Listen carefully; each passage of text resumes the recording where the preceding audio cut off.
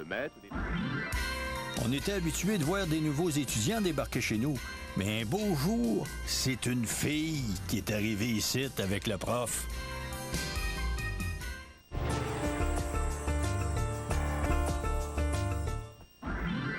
Pendant un siècle, la profession vétérinaire ne compte que des hommes parmi ses rangs. Mais voilà qu'au début des années 60, les femmes viennent envahir le petit monde de ces messieurs. Je suis Dr Louise Liberté, diplômée de l'École de médecine vétérinaire en 1968 et très fière d'être parmi les premières femmes vétérinaires québécoises. Moi, j'avais fait mon choix lors des dernières années de mes études classiques parce que je m'étais découvert un intérêt certain pour la recherche scientifique. Et j'étais persuadée, je le suis toujours, que la médecine vétérinaire, c'est la formation qui prépare le mieux des chercheurs scientifiques. Pourquoi? C'est que nous avons l'occasion d'étudier toutes les espèces animales, de la souris au chien, au chat, à la vache et même aux animaux exotiques.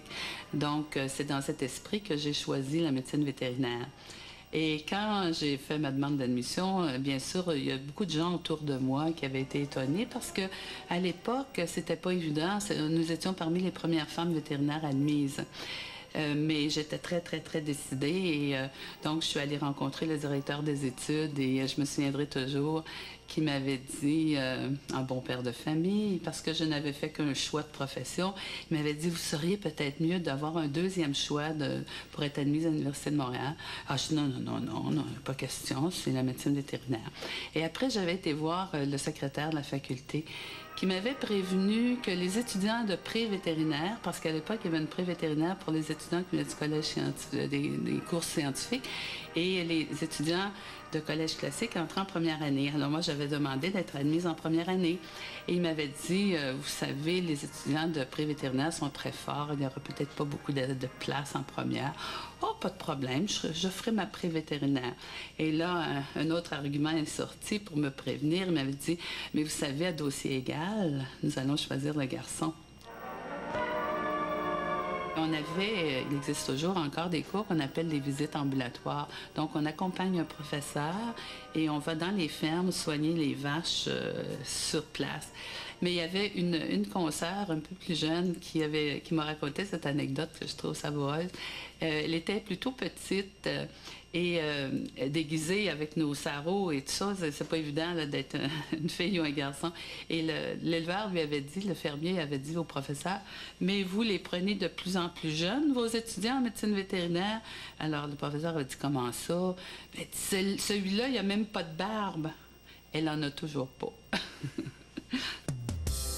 Aujourd'hui, ce sont en grande majorité des étudiantes qu'on voit circuler à l'École vétérinaire de Saint-Hyacinthe, qui est officiellement devenue une faculté de l'Université de Montréal en 1969.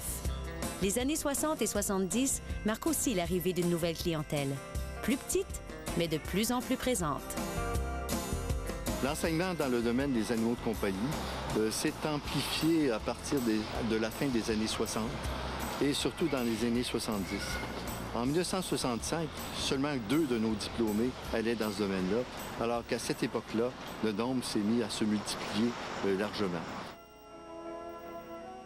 Les champs d'action les plus variés et les plus utiles s'offrent aux nouveaux diplômés. S'il le préfère, il se vouera à la pratique exclusive des petits animaux, dont la population augmente sans cesse en proportion des développements urbains. De nouvelles cliniques de ce genre se construisent chaque année dans la province de Québec.